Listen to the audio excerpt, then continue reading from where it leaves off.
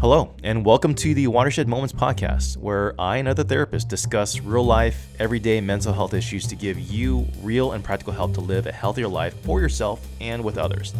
Now, if you want more content like this, be sure to visit our website at watershedinitiative.com to dig into the library of podcasts, articles, and courses that we've made just for you. And of course, if you need face-to-face help, definitely reach out to our partner affiliate, Lifeology of Richardson and Frisco at 214-556-0996 to get connected with a therapist or life coach. Thanks for listening, and we hope you enjoy the show. All right, hello everybody. Welcome back to the Watershed Moments podcast. My name is Lee Tran. I am your host, and I've got our co-host and therapist here with us as well, Adrian Jones. Hey, good morning, everybody. And Laura Harrison. Good morning. Thank you guys for joining me back again this morning. We are going to continue on in our series on conflicts, and we've gone through a number of different episodes, unpacking a lot of different things. So I really appreciate you guys just kind of coming along with me in the journey, along with our listeners too. Just talking through different facets and elements of conflict. And just to review real quick for our listeners, the last episode, we began taking a dive into really specific areas of conflict and how conflicts tend to happen. And one of the things I noted in the last podcast was how conflicts are typically, in my experience, are driven from areas of misalignments where we are not on the same page with a person that's fairly close to us that can affect our lives. And those misalignments create boundary issues. They create tensions in the relationship where when we're not on the same page, they lead to the differences in how decisions get made, how resources get divided up, things like that. And that is oftentimes a point of contention for people in relationships. And we kind of went through an episode from the show This Is Us to illustrate that. And we also noted at the end of that we're going to dive into this episode, into the other area of where conflicts are typically driven from, which is going to be when we have hurt feelings coming from those conflicts. And that's a much wider, much deeper area to dive into. And so we're going to actually take 2 episodes to unpack this particular area. And so what I'd like to do is just start off one by noting how these conflicts typically go down. So we have, most of the times in conflicts, a trigger, right? Something starts a fight. We feel a flood. We've used that term before, a flood of emotions, and the lower brain, upper brain kicks in. We decide if we're going to do a fight or flight. And then we're tasked to try to figure out what is the conflict about? Why are we feeling the way that we are? And at that point, we have to be able to discern among all the things that are said, all the things that are done, what is it that we might be hurt about? What are the emotions about? And that's kind of where we're going to pick it up here. So what I'm going to do, I'm going to show an episode, a clip from another scene from This Is Us. Now, if you tuned into the last podcast, we showed a video clip of a fight between Randall and Beth. And we talked about some of their misalignments when it comes to the area of their careers and how they make decisions around their careers. This fight is actually a flashback. It's from years past when Randall was just a teenage boy, and there's this fight going on between his parents, his adoptive parents. And so we're going to see a fight between Jack and Rebecca that is in very similar ways going to mirror a lot of what we heard from Beth and Randall in the last episode. And so I'd like to be able to play this for you guys and for you guys to start helping me unpack it. Again, looking at it from kind of the broad perspective of how conflicts go, and then really drilling it down to where we can see some of those hurt emotions that, again, drive so much of the conflict. So you guys ready? You guys ready to unpack this with me? Let's do this. All right. Okay. Oh, How long has it been going on, Jack? The drinking. a few weeks.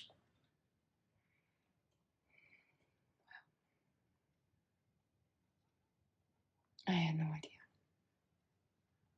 Yeah, well, you haven't really been around. Oh, got it. Awesome. Thank you.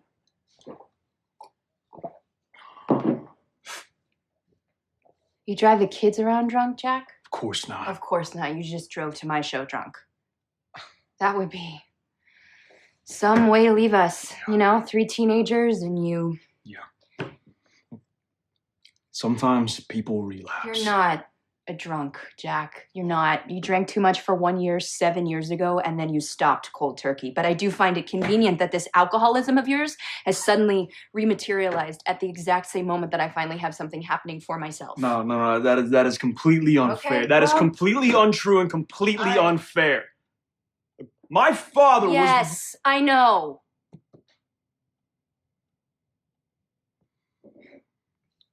What happened with Ben? He tried to kiss me. And? And I'm sorry, are you kidding me right now? Are you actually serious? Oh, wow. Great conversation, Rebecca. Way to hash First this out. time in years that I had something for myself. The first time in years that I want. Say it. No. No, go ahead and say it. First time in years what? That you were fulfilled? Go ahead and say it out loud. That we don't fulfill you. Go ahead and say it out loud that your life is... I have no life. I have zero life, Jack. I am a housewife to 3 teenagers who do not need me anymore. And I have a husband who waltzes in every night at 8 o'clock, if I'm lucky, goes to the kitchen, recaps his day for me, and then passes out upstairs at 10 o'clock. I have no life. I am a friggin' ghost. Wow, well, you know what? That is something. No. Admit to me that you hated the fact that I had something happening for myself. I hated that you lied No. about working with your No, ex-boyfriend. that's total BS, Jack. You hated the fact that I was singing again. I was fine with You it. didn't want me to have a career. You never Career? did. You are a 40-year-old woman singing covers in pubs. That is not a career, Rebecca. That is ridiculous.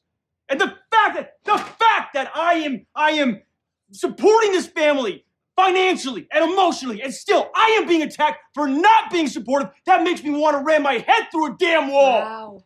Let your father out, Jack. Let him out. Doesn't that feel good? Doesn't it feel good to I let have go of the always whole given Mr. you Perfect everything that you charade? wanted. I have sacrificed You for this sacrificed. family, yet you don't You know that sacrificed. half of the load that I have Was it had to hard carry. for you to make every You don't know single the things. decision for this You don't family know and what to watch I've me given follow? up. You don't know No. the things that I've You had want to a family. do. The You want a crap that house. I've had you want to a kid, eat. and I follow. I devoted But my you life to you sacrificed- so that Jack, you that can is have a absolutely life in front of my face. It is How dare absolutely you? ridiculous. You know, this is insane. This is insane. We love each other. What do you love about me? Huh? What do you love about me? Tell me. The me as I am right now, not the me that you've conjured up in your mind over the years. What do you love about me right now, Jack?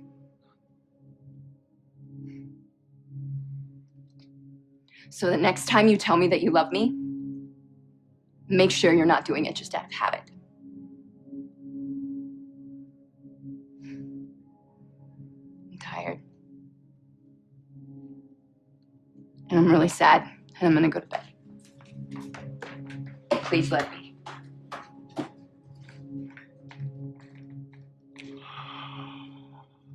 Okay.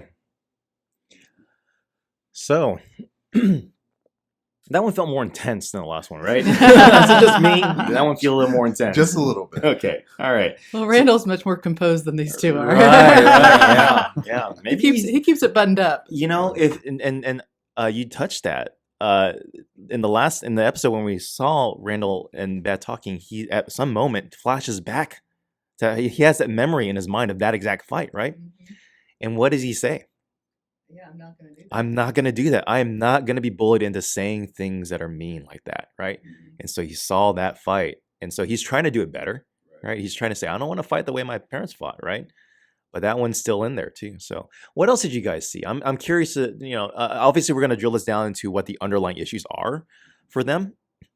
But I'd like to know, like, just from a kind of starting from the very first point of how the conflict is unfolding, and just trying to draw on a lot of the things that we've talked about throughout this series on how conflicts go, the way the triggers happen, the way the flooding happens. I'm curious to see some of the things that you guys observe that would help to inform and unpack it better for our listeners. Yeah, I mean, I would say this is a pretty typical fight. I mean, you see this happen. I mean, I'm sure everybody's been in a fight like this with a significant other where like things get out of hand, things get thrown back and forth very quickly. And the original conflict that they were having, or that was the original conflict that was brought up, really fell off the table pretty quickly. Yeah. And it moved away from it being about his drinking at all to being about way deeper things that were Right. much more complex and basically things that they'd stuffed for quite a while. I Yeah. mean, this was like, you don't realize what I've given up over years. You don't realize how I've lost my identity over years. So it starts with like what happened that night and immediately becomes about their entire relationship and their entire marriage and so much bigger. Yeah, yeah. That's a good point. You know, one thing I noticed, and I like how you put that, Laura, of they end up talking about, don't you know what I've given up for you for these years, versus saying these are the things that I've done for the marriage. And I think we kind of touched on that aspect in some previous podcasts. But if once you start to take the attitude of, don't you realize what I've done for you, right? But we're on the same team. So if we're on the same team, then actually I'm working for the marriage. Right. I'm not necessarily doing these things just because of you. It's for us. Right. Yeah. Absolutely. It's for us and it's for the betterment of us. And when you take that attitude, it's not so much of, look what I've done for you, right? It's very much of like, this is what we're doing for the betterment of the Yeah, marriage. we've talked about in the other podcasts of that team Mhm. mentality versus the me versus you. Right. Absolutely. And that came across pretty clear for both people. Both people, it was, look what I've done. Right, right. Laura, I like the way you just kind of observe the cascading effect. We've talked about in podcasts before about how complicated and how layered and how quick fights can move, and because there's just so much stuffed in there. And so, as you noted, this conflict started off with I guess the trigger for Rebecca was his drinking, Jack's drinking. And so, for context, for those of you that haven't watched this episode or watched the series, I believe Jack showed up to one of her shows drunk and got into a fight with one of the people in her band or whatever. And that is what kind of started this, right? And so it starts there, but as you noted, Laura, it ends up in someplace completely different. Yeah. Yeah. And I mean, that's a valid thing to have a conversation about, right? Right. Your Yes. husband shows up at your workplace and gets into a fight because he's drunk. I mean, That's important to talk yeah, about. yeah. We absolutely need to talk about, but they never did. Right, right. They never did. They never got back to that. And it just kind of just gets overwhelmed with all this other stuff that they've never dealt with. And I think one of the things, Adrian, you said was about like, when you do that back and forth, well, this is what I've done for you, that's such a key to resentment. Like when you see that in a conversation, you have to go back and say, okay, I'm feeling resentment right now for my partner. And where is that coming from? Because that's what the underlying issue is a lot of times in these situations is resentment. Yeah. There was definitely a feeling I got from Rebecca as well of that, not so much just about the fact that he was drinking, but that he showed up to her show drunk. And it was the aspect that he doesn't really take what she's doing seriously. And he's not putting in that kind of effort that what she's doing is important. It's important to her, but he's not really recognizing that, or he probably wouldn't have shown up drunk and created a scene. So I think it continued to play in on a narrative, a past narrative for her of, what I do isn't important to you, and what you do is what's important in this relationship, and we all kind of work around you. Right. And that's such a common conflict in marriage. And that is actually, if you remember from the last episode when we watched the conflict between Beth and Randall, that's the same fight, right? Yeah. Absolutely. Yeah. For the sake of just the exercise and really trying to tie a lot of these things together for our listeners, I'd like to just take a few moments, if we can, just to divide this conflict up into the different things that could be going on. And this fight lasted 4 minutes, right? A lot was said in 4 minutes, but in that 4 minutes, like I'd just be curious to see how many different conflicts we can pull out of this one, right? Mhm. Yeah. So Quite a few. yeah, so you absolutely. already mentioned there's one about just Jack showing up drunk, right? Yeah. Rebecca feeling devalued in her career. Right. Yeah, that was the one I touched on. Definitely the professional goals, right? Like what do the goals of the marriage look like? Yeah, there's boundaries with the opposite sex. Yeah. That's an Mhm. alignment issue. Right. There's boundaries with because she mentioned it, driving the kids under the influence. Like, do you drive around the kids like that, right?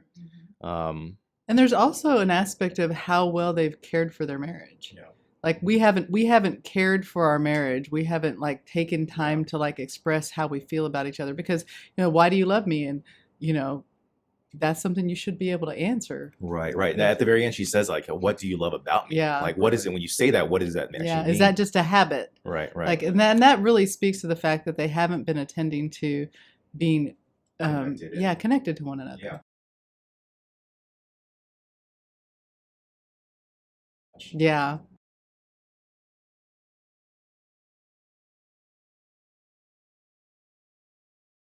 Part of it for me also was her identity of saying, we have three teenage children that no longer need me. So part of it was her witnessing her role changing and trying to create something for herself Right, of going into that, and him not necessarily being very supportive of that Right, as right. well. So there's a loss of identity and purpose and meaning, and a lack of appreciation and respect that she's not feeling from him or the kids, even for that matter, right?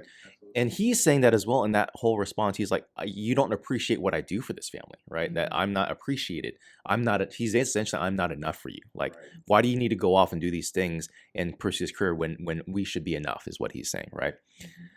That, right? I mean, I think we just listed out like 8 different things, right? And each of them feel like they're pretty important, right? Each of them feels like you could have a meaningful and important discussion about that. But they have just unleashed all that in 4 minutes, and there's no way they're going to tackle any of them. They left this conversation feeling more hurt than understood. Absolutely. And I think there's even another overlying like culture issue here as well, because if you think about when this took place in the 70s, that's a time that women are starting to move outside the house to work, Right. and that was not a common thing at the time. Yeah. And so for him, like his idea of what her role is very different than what she's seeing other women do, and how other women are moving outside the house to work. And then she has those kids. I mean, that's something I see a lot of women struggle with now, is like, my kids don't need me anymore. Yeah. And so then that changes the dynamic of where I am. Yeah. And for her culturally in that time, she was seeing a lot of people move outside of the home and have careers. Yeah. Yeah. That's a great point.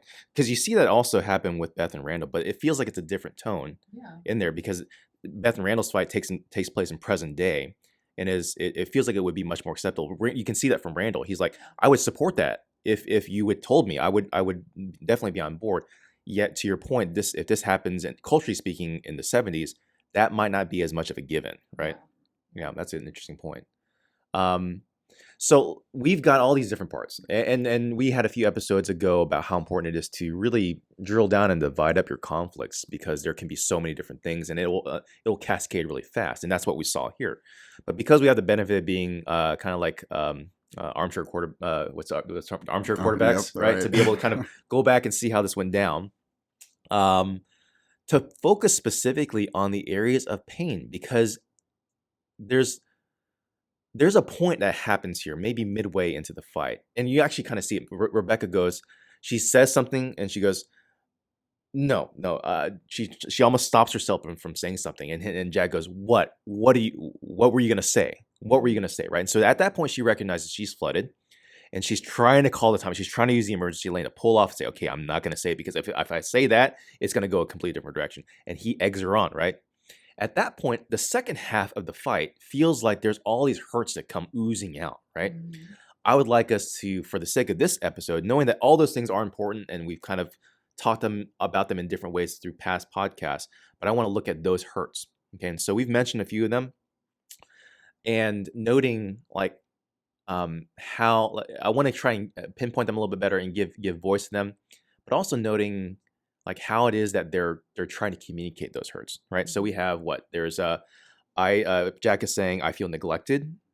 I feel like I'm not important. He says that we are not important, the kids are not important, but really I think what he means is I'm not important to you, right? What else do you guys see? What are the other hurts that are the narratives that are going on that you can pull out from this? I mean, I think Rebecca has both of those as well, that she feels neglected and she feels unimportant and she feels lost. Right. Like she has that loss of identity I think is a huge one for her. Very good. And loss of identity, but then while trying to reclaim it, right? In that process of reclaiming her identity or trying new things, singing, creating a band, whatever it might be, and then not feeling the support of that, even the recognition of, hey, haven't you seen the fact that our kids don't need us anymore, and I need my own space, and I need my own life and my own identity, and I've lost that within this marriage for years. That kind of felt like a very big hurt for her as well, that she's been working through and dealing with for maybe all the marriage for that matter. Yeah, and I think for Jack, another one that he has is like carrying that burden of creating the perfect family. Right. He had a very bad home life growing up. His dad was That's true. alcoholic. And so when he's trying to create a family, he was trying to do something very different. Yeah. And he feels like he's doing it, but then he's layering on these things that were things from his dad. Yeah, yeah. Yeah, you see him, he's listing it off. I work, I take care of the kid, I do these things. He's rattling off all these things, and he's literally like, because you have the benefit of knowing his family of origin, you can literally see him saying, I'm doing this better than my dad, better than my dad, better than my dad. And at the end of all that is, why don't you value that? Why don't you appreciate that, right? And that goes, this is an interesting turn, because as we're talking about, these are hurts that they're talking about that happen between one another. But as we're talking about it, we can also begin to unpack that there's some of this hurt, a lot of this hurt is from their family of origin, right? Mhm. That if Jack has these pain points with regard to his own dad, thinking his dad wasn't there for him in these ways, and he's trying to do it better than him. And so when he feels like his wife, Rebecca, is not appreciating him for that, it not only hurts him in the marriage, it hurts him in the family of origin spot too, right? Mhm. And that probably happens to the same degree as well with Rebecca too, with the whole loss of identity as well. And so I don't know if you guys can add anything to that or see anything about that, but it feels like as though their marriage hurts are converging with their family of origin hurts. Right? Yeah, yeah. And there's also a narrative for Jack of her family didn't think I was valuable enough for her. That's right. I wasn't good enough. That's right. And so I have this like stigma, like I have to do better and better and better. I have to make sure that I've proven that I'm good enough for her. Yeah. For those of you, Adrian, who hasn't seen this series, they're in his pursuit of her, trying to court her, and win her family, particularly her father's approval, it was very clear that he was deemed not good enough, whatever that might mean. So And he got drunk. that's And right. he- That's and, right. and he got yeah. drunk in front of dad. That's right. Yes. So we have these lists of hurts. Both of them feel neglected and unimportant to the other person. Rebecca feels this loss of identity and meaning and purpose.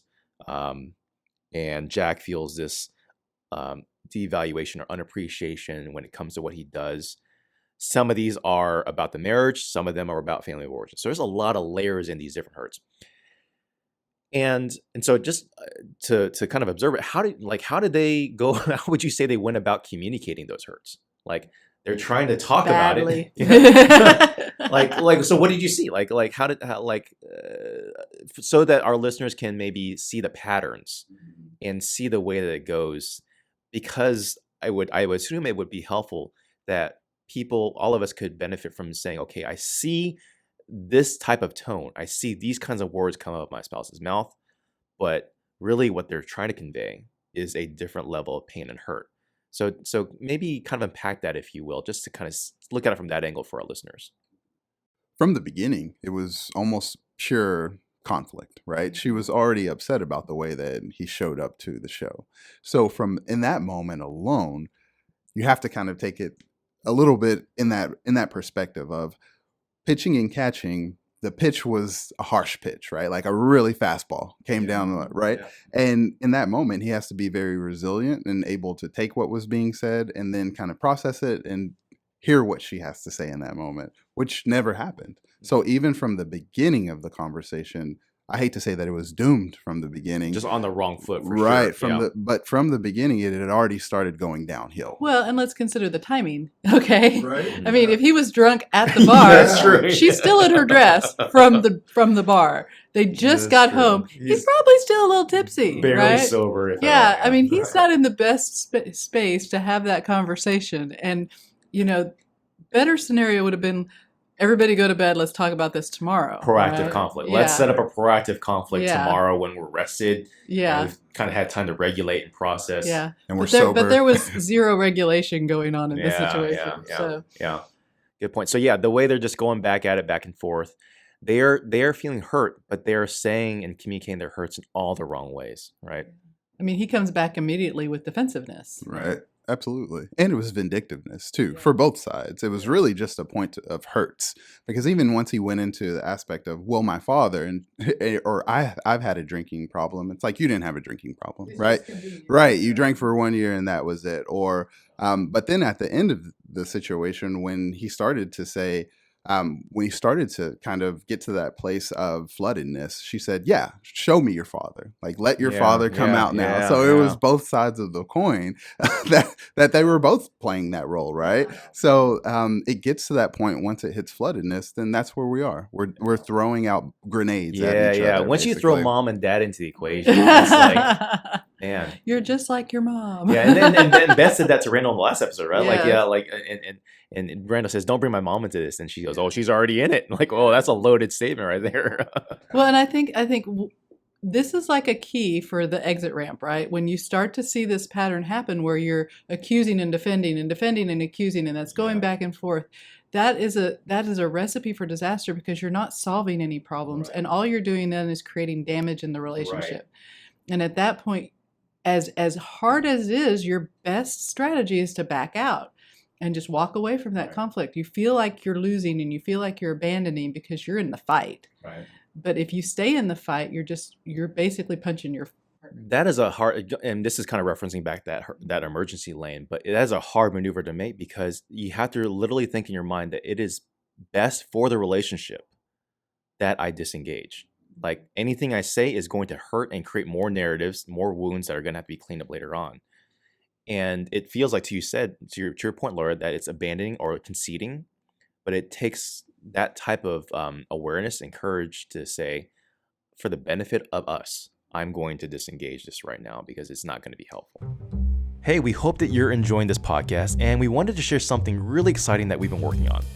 If you want to go deeper into the issue of conflict, particularly as it pertains to your marriage, we've created a comprehensive video course for you called Rules of Engagement. You'll get lesson videos, a companion workbook, case studies, and exercises to help you make practical steps to work through conflict in marriage. Watch it now on our website at watershedinitiative.com.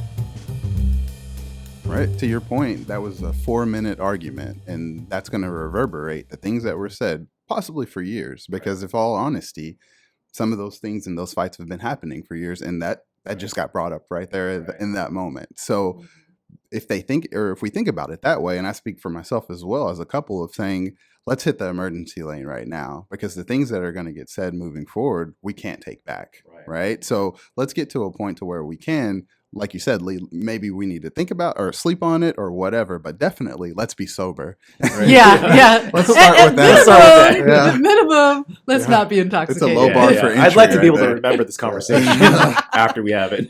Well, and I think to your point too is like it not only is impactful for their relationship, but see what happened to Randall. Right. He observed that argument, and this happens with kids all the time. They hear snippets of arguments, and they'll hear the most hurtful part, and that will stick with them.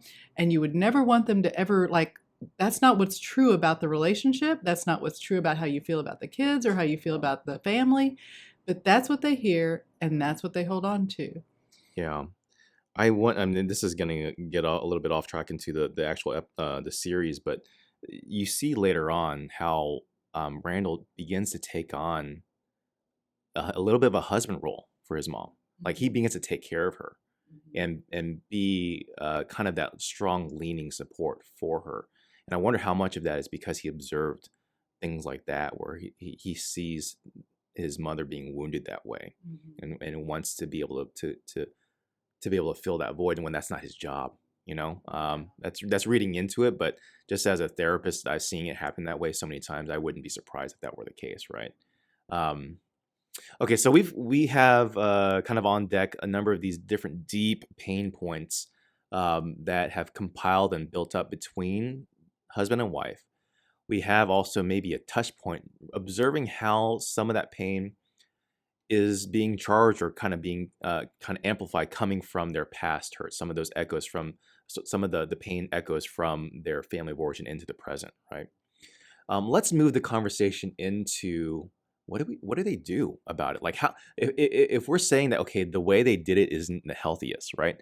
What are the things that we would suggest for our listeners to do to be able to steer this conflict in a healthier direction? How did they go about addressing and resolving these hurts, would you say? Yeah. I mean, I think one thing that people need to realize that conflict delayed is not necessarily conflict avoided.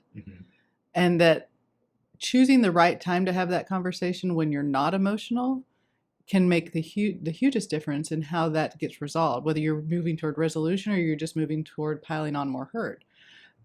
When you stay in that flooded state, you're less likely to come to resolution. I mean, pretty much not. You're not going to come to resolution.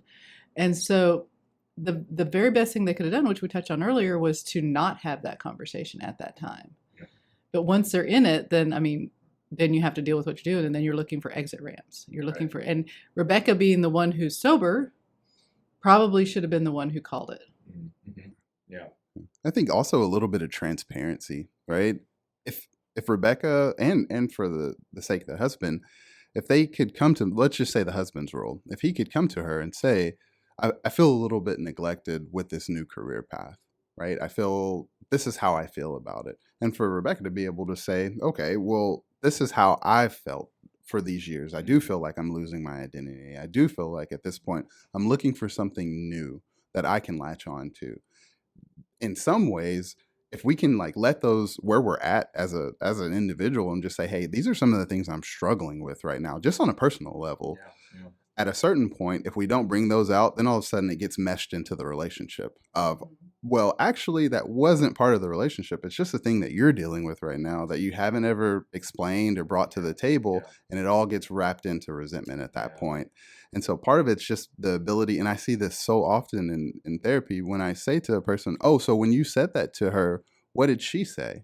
It's like, well, I didn't say that to her. Well, why not? Why wouldn't you open yourself up and let your spouse know that you're hurting right now and what you're Be going vulnerable? through? Yeah. Right. No. Yeah. And let them know, because if you don't let them know, then what I've seen happen is this switch goes in the mind of, well, they should have known. They should have seen how much I was hurting. They should have seen the ways that I was changing and the things that I was saying.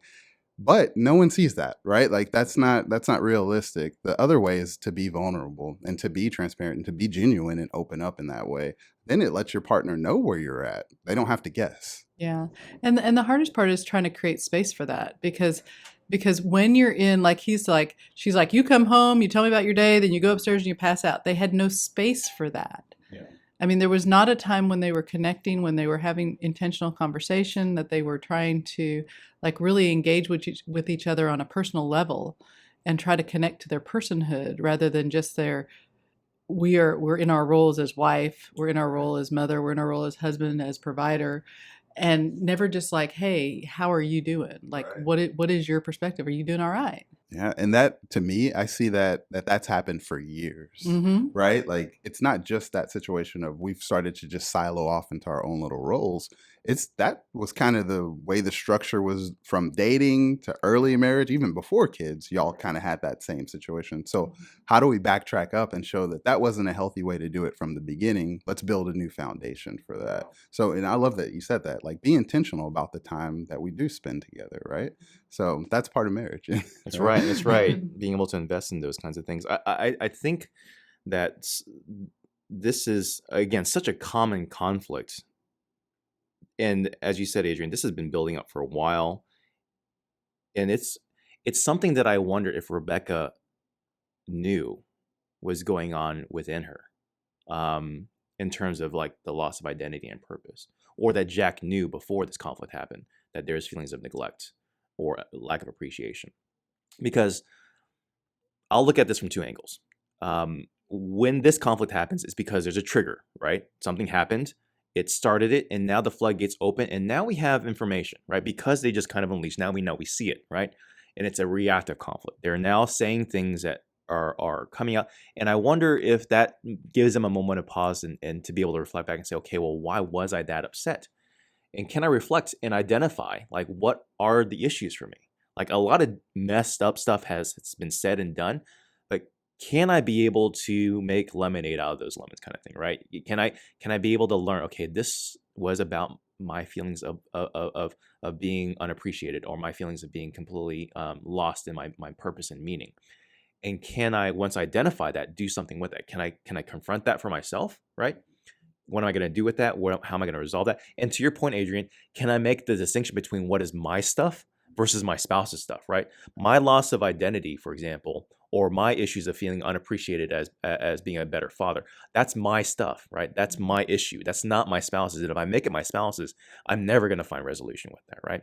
And so that's part of the identifying and the confronting part of these conflicts that I think I would suggest my clients, like, we have to go that way, because if you don't do that, if you're not going to identify and confront those things head on, it's going to continue down this spiral. It just until the next conflict happens, it's going to happen the same way, right?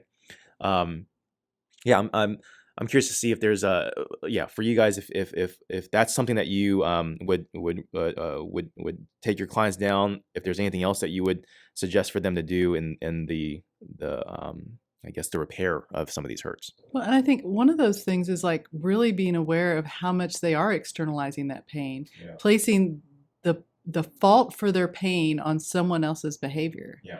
Because like that's exactly what you're doing when you say like, this is my conflict. They're not really aware of that. They're saying, I feel this way because my spouse isn't being supportive. I feel this way because I've been taken advantage of. Well, okay, let's back up from that a minute. What was the setup for that? Like, how did this become the way the marriage was? And a lot of it is little concessions over time where they were like, well, I'm just gonna move this direction. I'm gonna do this to kind of make it easier for them or do something for them. And it's a codependent thing. Yeah. Where it's like, I'm gonna give up a little part of what I want. I'm not gonna voice my opinion. I'm not gonna speak out because I just want it to be smooth. And I want it to be easy. Yeah. And instead of facing conflict earlier, this starts to build up. And that's when you start to say, okay, now I can say it's because of them, because I gave up for them. Just like they did in this scenario. I gave it up for you. I did everything for you. Right. Which purely sounds like resentment, right? Yeah. Like then it just all starts to build from that point. Resentment is so common. I'm gonna I'll just share personally, because again, this is such a common conflict that I see with couples, but I'll say from myself as well. This is something that my wife and I have had to talk through. And I'm thankful that we've had the tools to be able to take it in a different direction, because we've had a commitment to do proactive talks, right? To spend time before a conflict happens to talk about this. And this is something my wife and I have talked about, specifically about redefining our purpose and identity, particularly in the arena of kids, right? And I know my wife has talked to me about like trying to find out what that means in the context of being a stay-at-home mother with the kids. And as kids grow and they change, what does that look like? It's a constantly moving target. And there's a certain level of pain and loss and anxiety around that. And so in all that conversation, we're having proactive, what I would call tier 2 conversations. It's like, okay, help me understand you. And it's clear my wife is saying, this is my stuff. I'm trying to figure it out. If she didn't do that, right? If she did not have the foresight or the discipline to have those conversations with me and within herself, it would bubble up, right? It would begin to compound within her, and she just moves on to the next day. I move on to the next day until a conflict happens. And once that conflict happens, then it comes out just the way like we just watched it here, right? And so there is a kind of a discipline that I think if we're going to unpack this for our listeners and say, okay, this is what happens, but if we want to suggest what are some other ways that this can go, clearly one of the things that we're saying is, hey, be proactive, have these conversations so they don't come out in inopportune times. Make the distinction between your own stuff versus the marriage stuff, right? And I would say this like this. I guess the kind of the step pattern that I would recommend, the one that my wife and I would do, is that in these moments in time, we're tasked to try to identify what are the internal conflicts, what are the issues that are going on, and it takes discipline and time to figure that out, right? Of those conflicts, which ones are marital conflicts that I have with my spouse? Which one of those are my own conflicts, things I have with issues for myself that I have to resolve, right? Once I've identified it, then I can begin to confront it, right? To be able to say, okay, I need to have the conversation with my wife or my spouse, right?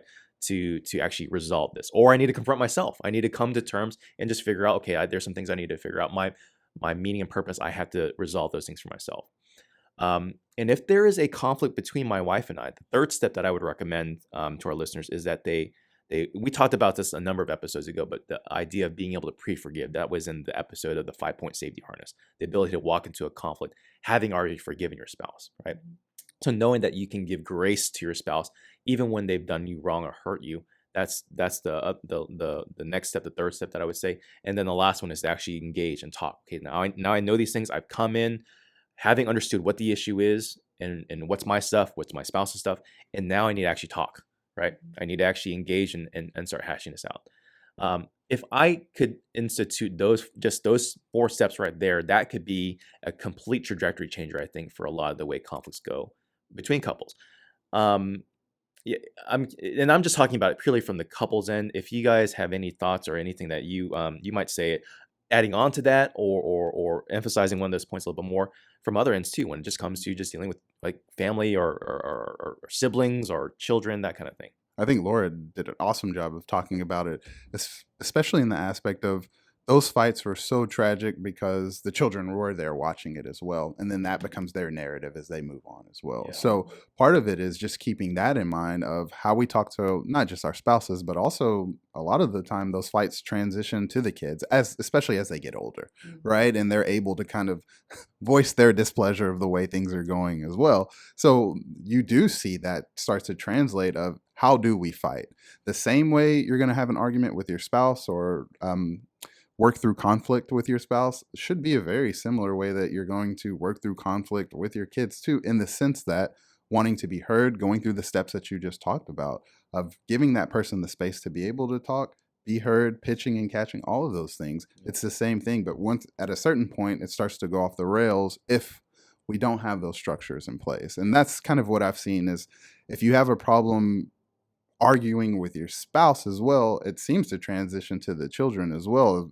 As a home, there's just a lot of screaming and arguing, and it kind of devolves into that. Well, and I think sometimes frequently when I present this kind of pattern to a couple or to parents on how to talk to their kids or how to talk with each other and say, look, we need some ground rules here. A lot of times the feedback I'll get is, do people actually do this? Yeah. And the answer is no, Yeah. not Yeah. enough. Yeah, and that's the reason why we're Right. talking about Not it. enough people do this. Right. Because more often than not, conflicts are going to be reactionary. Yeah. They're not going to be proactive. They're not going to be planned. They're not going to be thought through. And so that's where when you put this kind of structure in place and everybody buys into it, like, hey, if we start to get out of control, yelling is a non-negotiable. That when we start yelling, we have to break. Yeah. When we start, I mean, there's a lot of, I put other non-negotiables in there for people. Yeah. Don't throw things, Right, but there are things you have to put in place. Like, say, these are things in our family we are not going to do. Mhm. We're not going to call each other names. We're not going to throw things. We're not going to yell. Whatever it is, and decide that in a family discussion. Yeah. And then when those things happen, you're like, okay, we broke a rule. We got to take a break. It makes it so much easier when you have a plan in place ahead of time. Yeah. The thing that you guys are referring to and kind of touching on, we've talked about in past podcasts about the meta conflict, the intentional, proactive, sit down, let's talk about what are the rules for how we fight. We need to have a conflict about how we have conflicts, right?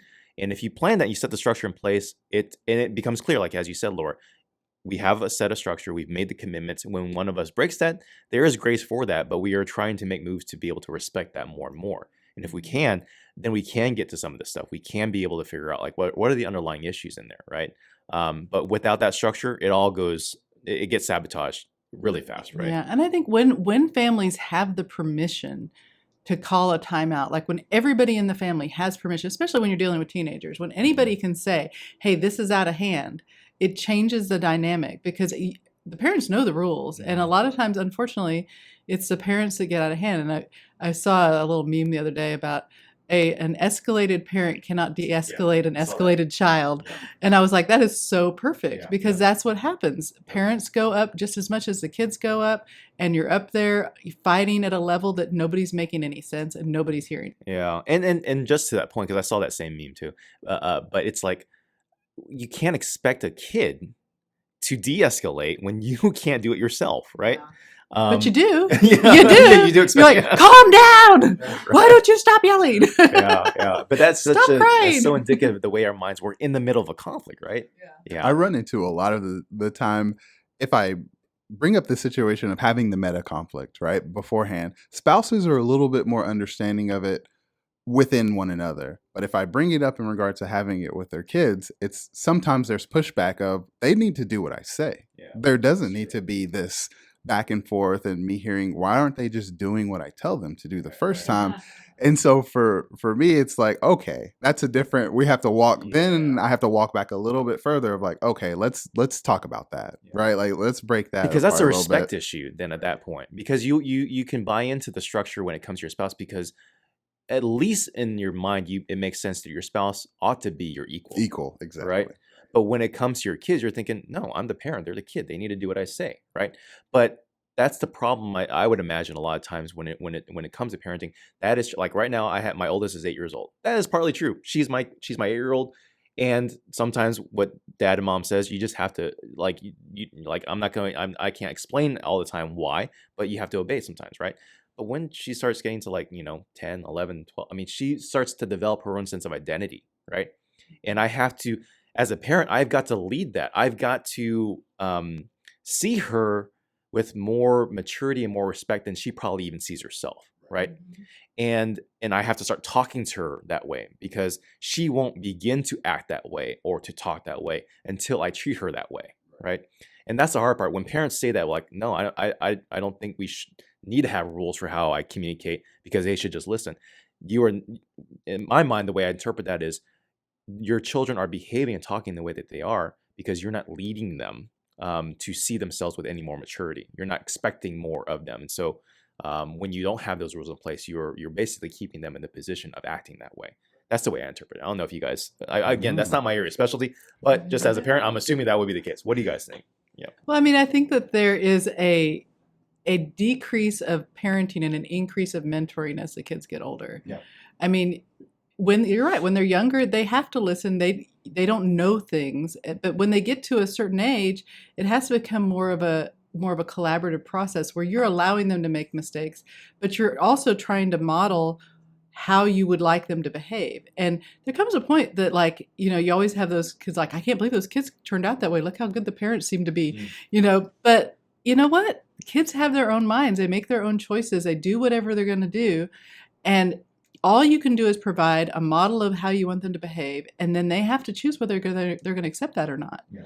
And you have no control over that part of it. Yeah. And so when you stop trying to control their behavior and start working on building that relationship with them, it creates a different dynamic between the parent and child to where, like, okay, I trust you to make decisions, and I also know that you're not always going to make the right decision. Yeah. But I want you to make decisions, and I want you to go out and try things, and when you screw up, we need to talk about it. Yeah. Yeah. And that's more of the role I'd love to see parents take with kids, especially as they get into their teen years. But it's a scary role to take because you lose so much control, Right. and it feels like you're giving them way more power than they should have. But you want them to fail, and you want them to fail early. Right. So the Yeah. consequences are less. And you have the relationship to talk with them Yeah. about it. Yeah. And I Yeah. think that's the point of if you have the relationship built in. So in the years leading up to those teen years, what did it look like? Because a lot of times when I see a young person in therapy, they're already teens and the relationship has been broken for a while, right? It's that aspect of, well, when they were younger, what did it look like, right? How were the conversations? When there were disagreements, when there were fights inside of the home, what did it look like? What did school look like? And we go through all of those questions, and what we kind of recognize is it's looked like this for a long time, right? Mm-hmm. For a long time, this is what's been going on. So how do we first recognize that? And then second, what do we do? What are the steps to start to build the relationship? And I think that's the key. It's about the relationship moving forward. And that's usually the question I ask parents at a certain point of, well, what's the goal? I would imagine the goal is for you to have a healthy, long-lasting relationship with your child. If that is the goal, these are the steps that we can take. But if your goal is to be right, well, right, then that's something completely different. Mm-hmm. And kind of explaining it that way too helps people kind of rationalize it and then start to know, hey, this is what we can build towards. We have some congruency on the goal at that point. Yeah. Yeah. I wanna drill this back down and maybe land the ship on this one because we're talking about the meta conflicts and how we talk about it, and we're talking about it from that angle for the purposes of saying when it comes to pain points and hurts, the narratives that we unpacked here in this episode between Rebecca and Jack, we don't talk about them with vulnerability and with insight and with precision, all the things that go into a good pitch, right? We don't talk about it because we don't have the structures in place to talk about it, right? Like we don't abide by the meta conflicts of saying, okay, this is how we're going to talk. This is the work that we're going to do before we even get into conflict. None of those things are in place, right? And so we're going down that road to kind of double down on the fact that, hey, it's really important that we have those structures, because if you do them, it's really hard.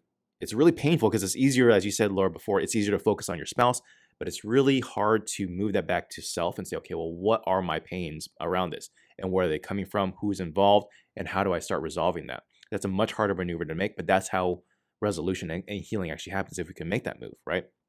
And so I want to try and bring it back down to that area of, okay, we have the need to identify, confront, and actually start engaging some of these pain points, right? That by itself is not an easy task, but it takes a lot of processing to do that. It takes a lot of figuring out, okay, well, why am I upset? And we talked about in a number of podcasts ago about the whole, like, how we process, kind of going through different mechanisms to be able to identify what we feel and why we feel it, and those kinds of things. And so we're going to lean on some of those things as well. That's kind of where I want to leave it. I want to just pitch back to you guys to see if there's anything you want to add with regard to just that processing piece, and seeing if there's anything that you would advise our listeners to say, okay, this is how you can make that maneuver, right? And then just being able to spy that. We'll in the next episode of the podcast start talking about really digging into how do we reconcile and how do we heal from those things. But any last thoughts on just how do you guide our listeners into that area of insight? I think you and Laura killed it today. I got crushed it already. We've already been so insightful. How could we? That's my feeling on it. Okay, so let me go ahead and end it there, because I want to save a good chunk of the conversation piece in terms of what we do, assuming that we've been able to identify the pain points and what we're actually upset about, that Rebecca and Jack could say, I walk away from this knowing that, okay, I have a loss of purpose and identity in my life. I feel neglected and unimportant to my spouse, and I feel unappreciated. If they can identify those things, and that was kind of the point of this podcast, is being able to kind of poke into that. The next episode, we'll start digging into, well, okay, well, what do we do with that? Like, what does it look like to reconcile, to heal those things? So there's a lot of work there, so I'm going to leave it there, and we'll pick it up there next time. Sounds good to you guys? Sounds great. All All right. Y'all Thanks have a so great much day. for listening and tuning in, guys. We'll see you in the next episode. All right. Bye-bye. Thanks for listening. Now, if you benefited from this podcast, be sure to subscribe, like, share with your friends, and make sure to leave us a review on iTunes. It really does help us to keep making podcasts and more content like this possible for you. If you have any questions, want to get more content, or just want to stay connected with us, go to our website at watershedinitiative.com and follow us on social media. Lastly, if you want to get connected with a life coach or therapist, call us at our collaborative group practice, Lifeology in Richardson and Frisco, Texas at 214-556-0996.